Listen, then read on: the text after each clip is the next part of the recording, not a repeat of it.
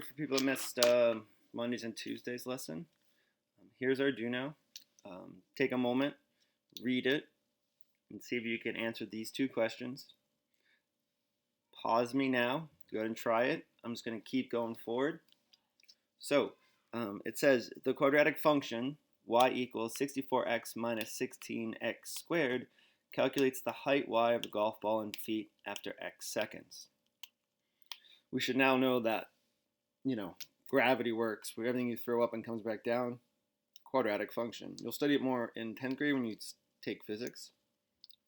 So I wanted you to find the x-intercepts of this quadratic function, and we spend a lot of time on it. It's easy to find the x-intercepts because they have some really important thing in common, that their y value is 0.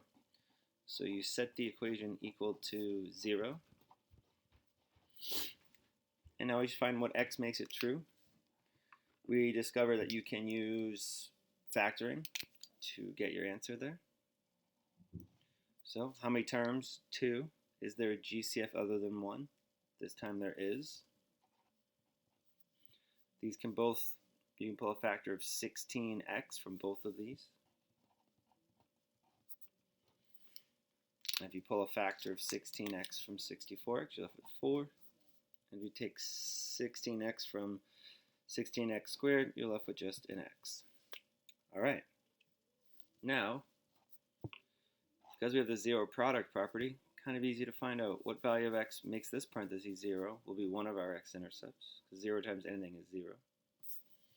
So that would be, 4 comma 0. And then what value of x would make this 0? And people always struggle, but 16 times what would make it 0, and it's 0.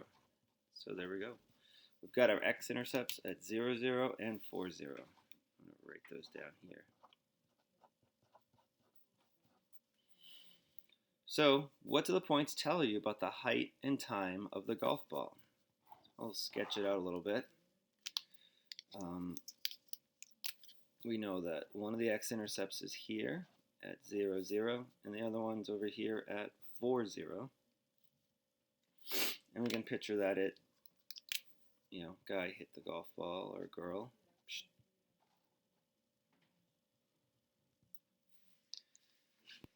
And that's what we've got.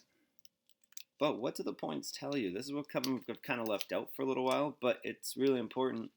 What does the height and time tell you about the golf ball? And to help us, let's think the x-at variables stand for seconds, so time. And the y-coordinate is height. So what do the x-intercepts tell you about time and height of the golf ball? Well, 0, 0 means at time 0, the height was 0. And this one, 4, 0, tells you that when the time is 4, the height is 0. So what does it tell you about the golf ball? And so they tell you how long the golf ball is in the air. Because at both those times, it's at a height of 0, so that means the ball went up and came back down. So it tells you that they went 4, and if we label the axis, we might be able to see time and height. Yeah, so if you know the x-intercepts, you actually know how long maybe something was thrown up in the air, or you could kind of figure it out. You also maybe know where the vertex is, right? Because it's here, you know what time it happened at. People in the class said you could find it because it's halfway between the x-intercepts. So we know the height was reached, maximum height was reached at 2 seconds. So kind of cool, we can start finding the vertex if we know the x-intercepts. All right, today's lesson, it's a short one, nothing big. We're talking about solving quadratic equations. Day 2, I wanted to give you a little bit more time to practice. So let's get into it. You can pause me anytime if you want to stop. So we're going to solve the quadratic equation for x. And what we decided is that, and kind of figured out, is that solving quadratic equations for x, we can use what we did when it comes to basically very similar to finding the x-intercepts. We have a quadratic equation equal to 0. And now we can try to factor. You always want to make sure your quadratic equation equals 0, so we're allowed to use that zero product property. So we'll get going. We want to solve this. We're going to say how many terms? 2. GCF other than 1? No. Oh, wait, yes there is. You can pull a 4 and an x from both terms. Then you're left with x minus 5 equals 0. And now we can kind of figure out 4 times what squared minus 20 times what equals 100. I meant equals 0. And now that it's factored, it's kind of easy, right? Because 0 times anything is 0. So what would make this parentheses 0? Well, x could be 5. And what value of x would make this whole parentheses 0? Well, it's 0. Cool. So we solved it. We found both 5 and 0 work to make this true. And if you had questions, you could rewatch the video a little bit, but I just wanted to point out, notice how we didn't write them as X-intercepts. Because we're just finding values of x. So when we're asked to solve, we just need the x values. We don't need to write them as ordered pairs of like 4, 0 or 5, 0, 5, 0 or 0, 0. Oh, I'm making silly mistakes when I talk. Okay, next one. We want to solve for x. We want to figure out what squared plus 8 times a number plus 15 equals 0. I have no idea. None. But we can maybe try to solve it with factoring, right? So first step, is it equal to 0? Yes. Second step, let's try to factor this. 1, 2, 3 terms. There's no GCF other than 1. So we look at what's left, and it's in the form x squared plus bx plus c. So multiplies to 15. Sums to 8. Well, that would be 3 and 5. So, and because it's x squared, we can jump right to our 2 parentheses. Use a shortcut. X plus 3 times x plus 5. And now, kind of easy to see what the 2 values of x are. Right? Well, negative 3 would make this 0, and 0 times anything is 0. And we can make x is 5. Negative 5, excuse me, because negative 5 plus 5 is 0. And there we go. We solved the equation by factoring. Okay, 2 more here. So we got 13x plus 30 equals 3 times x squared. We want to find the value of x that makes this true. So it's not equal to 0. So we have to do something to both sides to get it equal to 0. Most students decide to take away 3x squared from both sides, and then you get it equal to 0. But I'm going to encourage you to try to keep or make x squared positive. Okay, it's actually a lot easier if we have a positive x squared.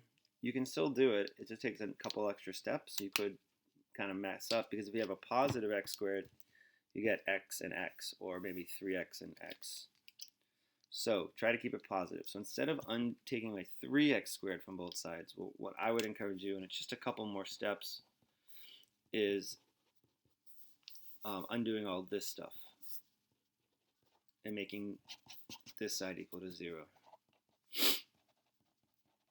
You don't have to, but I think it's easier, and so I wanted to show you that.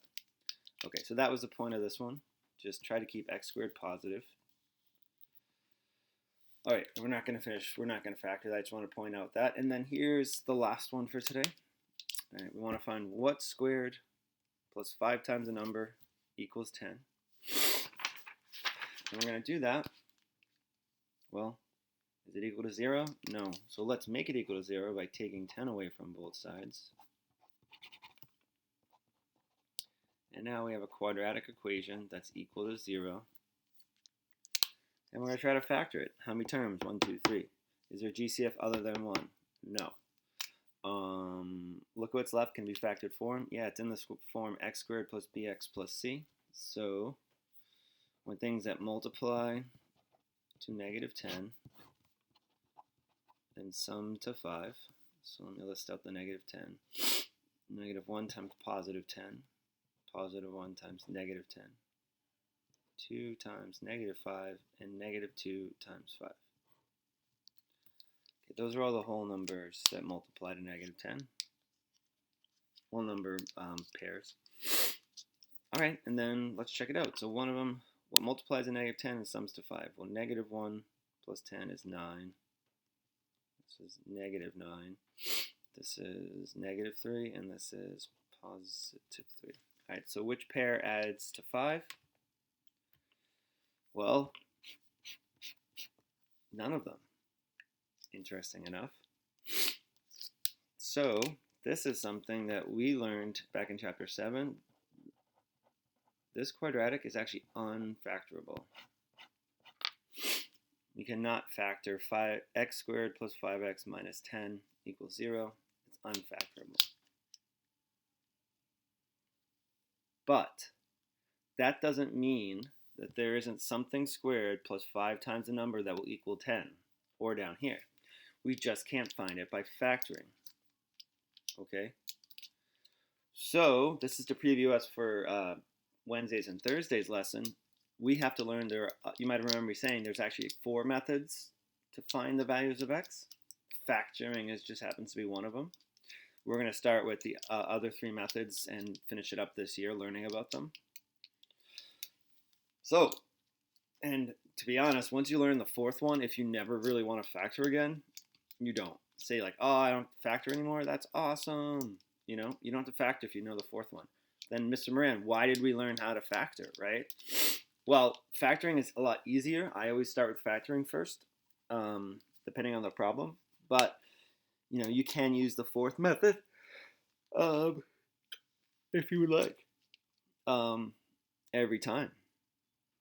I personally like to factor, so that's why. So we have to leave this question mark. We need another method. Okay?